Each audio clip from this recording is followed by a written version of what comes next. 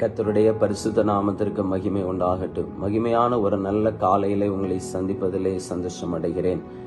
லேவியராகமம் 20வது அதிகாரம் 26வது வசனம் சொல்லுகிறது, கர்த்தராகிய நான் பரிசுத்தராய் இருக்கிறபடியினால் நீங்களும் எனக்கேற்ற பரிசுத்தவான்களாய் இருப்பீர்களாக. நீங்கள் என்னுடையவர்களாய் இருக்கும்படிக்கு உங்களை மற்ற ஜனங்களை விட்டு பிரித்தெடுத்தேன். பிரியமான தேவ பிள்ளைகளே, நாம் பிரித்தெடுக்கப்பட்ட ஜனம் என்பதை இந்த வேத வசனத்திலிருந்து ஆண்டவர் குறிப்பிடுகிறார்.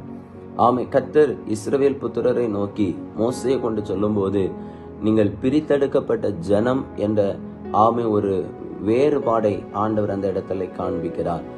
எப்படி நீங்கள் பிரித்தெடுக்கப்பட்ட ஜனம் என்று சொல்லுகிறார் என்றால், ஆமீன் ஸ்தோத்திரம், நான் பரிசுத்தராக இருக்கிறது போல நீங்களும் எனக்கேற்ற பரிசுத்தவான்களாய் இருந்து மற்ற ஜனங்களிலிருந்து பிரித்தெடுக்கப்பட்ட ஒரு கூட்டமாய் இருக்க வேண்டும் என்று ஆண்டவர் குறிப்பிடுகிறார்.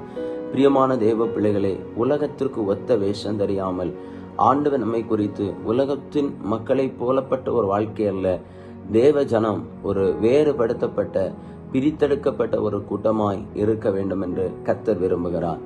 அந்த பிரித்தெடுக்கப்பட்ட கூட்டம் என்பது எப்படி என்று சொன்னால், அது பரிசுத்தமாய் வாழுகிற ஒரு வாழ்க்கையிலிருந்து ஆமை வெளிப்படுகிறது.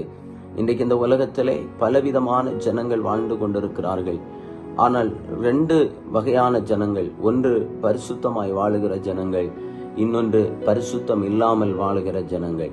இந்த பரிசுத்தத்தை குறித்து ஆண்டவர் சொல்லும்போது, கர்த்தராகிய நான் பரிசுத்தராய் இருக்கிறபடினாலே நீங்களும் எனக்கேற்ற பரிசுத்தவான்களாய் இருப்பீர்களாக என்று சொல்லப்பட்டிருக்கிறது. அப்ப கர்த்தருக்கு ஏற்ற அந்த பரிசுத்தவானாய் நாம் இருக்க வேண்டும் என்று ஆண்டவர் விரும்புகிறார்.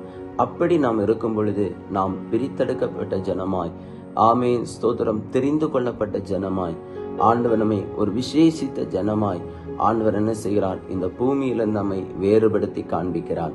ஆகவே இந்த காலை வேளையிலே இந்த டிவோஷனை கேட்கிற கர்த்தருடைய பிள்ளையே, நாம் பிரித்தெடுக்கப்பட்ட ஒரு ஜனமாய் கர்த்தருக்கேற்ற ஒரு பரிசுத்தமான ஒரு பிள்ளைகளாய் காணப்படுவோம். கர்த்தர் தாமே நம்மை ஆசீர்வதிப்பாராக. ஜெபிப்போமா. எங்களை அளவுக்கு அதிகமாக நேசிக்கிற எங்கள் அன்பின் பரலோக பிதாவே, ஒரு பிரித்தெடுக்கப்பட்ட ஒரு கூட்டமாய் நாங்கள் காணப்பட கர்த்தர் எங்களுக்கு கிருபை செய்யுங்கப்பா.